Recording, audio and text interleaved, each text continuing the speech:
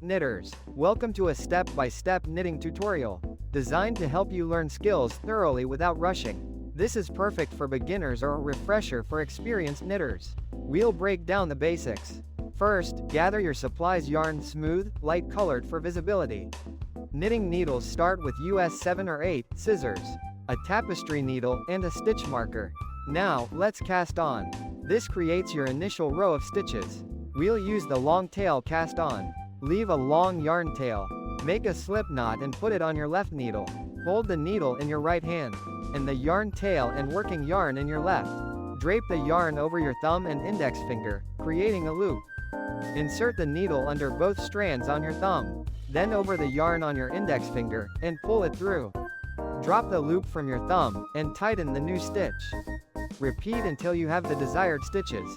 Take your time. Next, the knit stitch. Hold your needle with the cast-on stitches in your left hand. Insert the right needle into the first stitch from left to right. Wrap the yarn around the right needle, and pull it through the stitch. Slip the original stitch off the left needle. Repeat this across the row. Now, the purl stitch. Bring the working yarn to the front of your work. Insert the right needle into the first stitch from right to left.